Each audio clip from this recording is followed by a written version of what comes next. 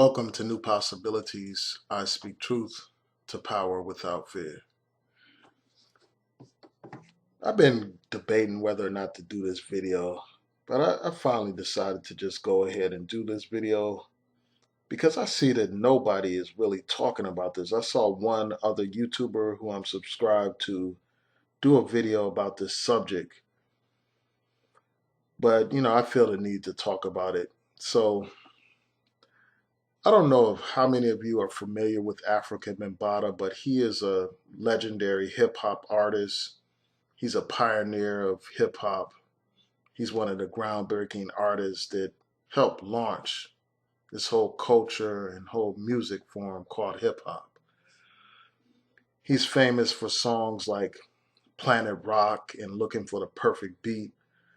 Um, and the reason why I'm talking about him today is because three men have accused him of molesting them when they were children. They were around the age of 12, 13, and 14 when these incidents have occurred. And from what I understand, one of these men say that there were probably over 1,000 children that Afrika Bambaataa molested. And it's really disturbing because he suggests, or he actually says that, at least one of these guys talks about how others were aware of this behavior and they did nothing. They did nothing to protect these children. In fact, they defended him and they allowed this stuff to continue. And right now, the Zulu Nation is still protecting him. They're defending him. And he denies all the allegations.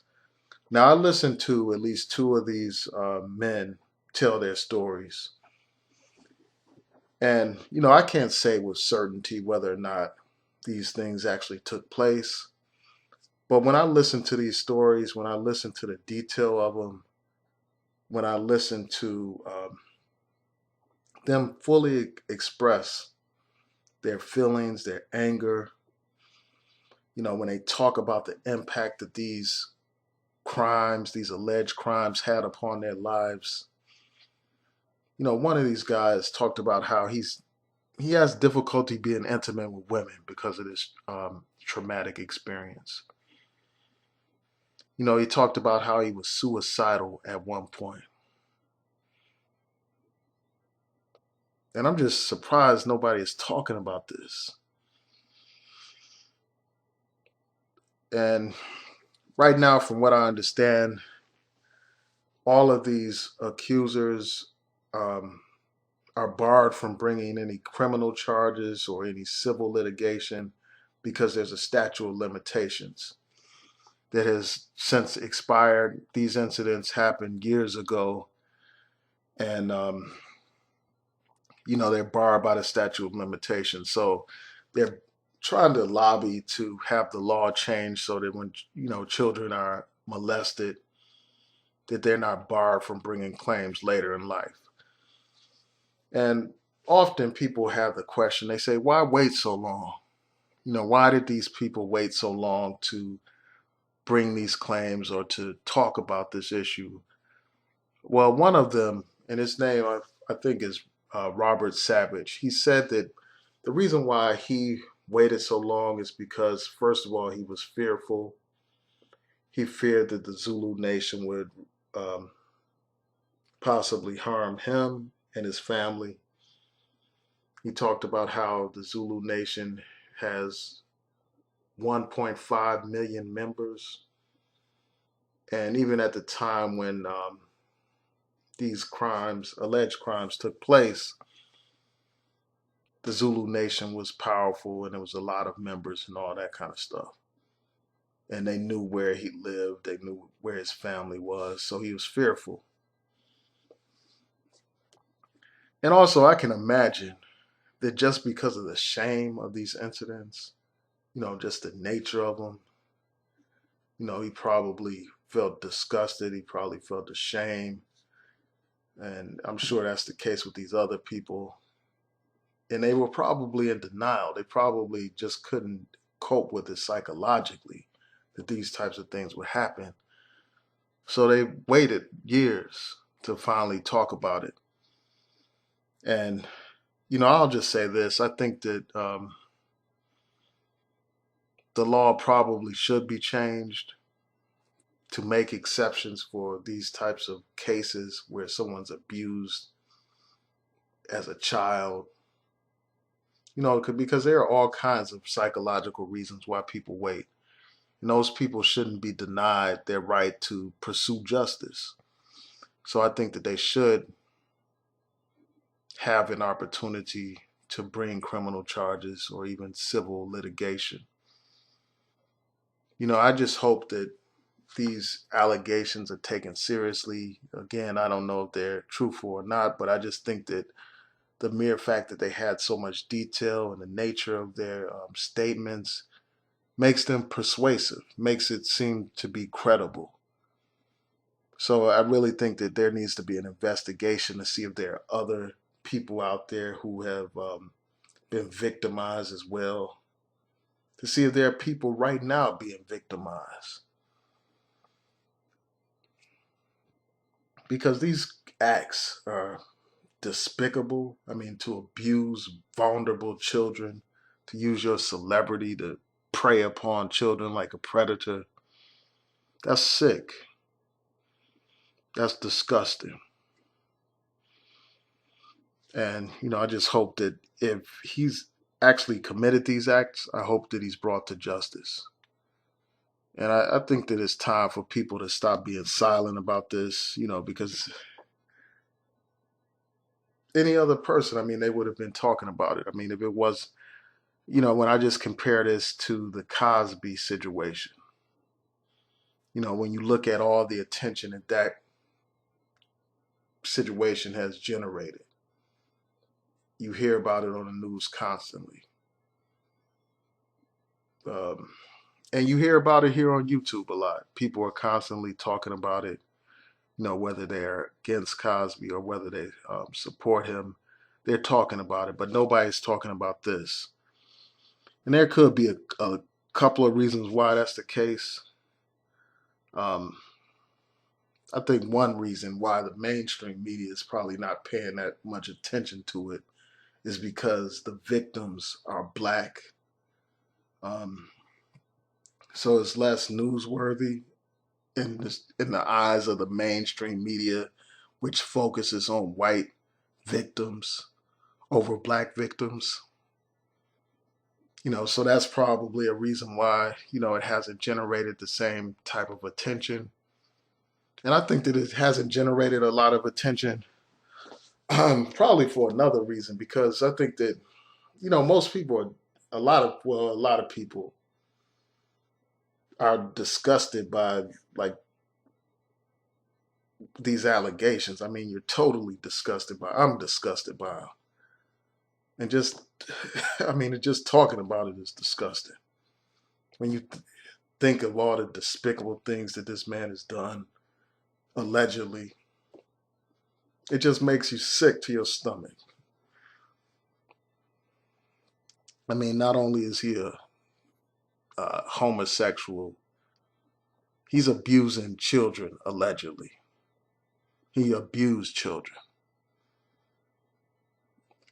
And, people should be talking about this. And, I just want to say a couple of more things about this. It just makes me think about celebrity, how people worship and protect celebrities. They defend celebrities. Just like the Zulu Nation, they're like rallying around Afrika Bambaataa, defending him, even inventing conspiracy theories, saying that the government is out to get him and all that kind of stuff, which is just outlandish. I mean, I'm sure that they have some kind of explanation. I mean, it's like people always want to come up with excuses. They always want to invent some kind of contrived conspiracy theories to explain away that which is disgusting and despicable. And their defense of Afrika Bambaataa reminds me of the defense that the church, the Catholic Church, for instance, had when they had priests who were accused of molesting children. Initially, they protected these priests. They surrounded them and protected them, and they did a disservice to the families of the victims. In fact, they were partners in the crimes, essentially, that were committed against those victims. And the same is true for people like Eddie Long. This man is accused of molesting and seducing teenage boys, and then, his congregation still forgave him, protected him, celebrated him, and they still recognize him as the leader of their church. I find that to be repulsive and disgusting. And it's a shame that that's what's happening here again. You got the Zulu Nation protecting this guy, and you have people protecting him through their silence. I wonder how many people knew what was going on and said nothing and did nothing. Something needs to be done, to find out if these allegations are true.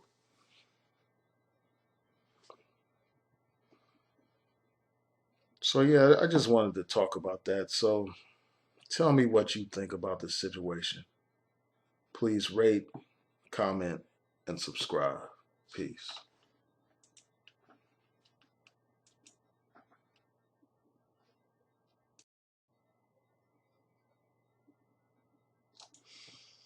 Right after I click this thing off, right after I click off the webcam, other thoughts come to my mind. So let me just mention this last point before I go. Hip hop is perceived as a masculine art form, where manhood is celebrated and commended. And, people like Lord Jamal, I consider him to be like a custodian of this culture, of this hip hop thing. He talked about how there's no room for homosexuality in hip hop, at least, outwardly. He was talking about like outwardly in terms of how the music and the art expresses itself. And he was saying, well, behind closed doors, people could do what they want to, but when it comes to this rap thing, it's not no homosexual thing. It's a thing about the black man and, masculinity and all that kind of stuff. And he regularly speaks out against the effeminization of the black man. Where for a while you had this trend where famous hip hop artists were wearing skirts, and you still have a couple of people doing that, wearing skirts, trying to make that some kind of trend. You have these, all this gay stuff basically going on in hip hop, and he's one of the few people who speak out and condemn this stuff. Because, the fact of the matter is, that stuff is an abomination. There's no other way around it. And, hip hop was a masculine art form, and it's just really disgusting and disappointing to see this guy, Afrika Bambaataa, one of the pioneers of this hip hop, involved in this kind of deviant and disgusting behavior. I mean, what does it say about hip hop? He was asked about this lifestyle. He was asked about whether or not there's room for gay people in hip hop. And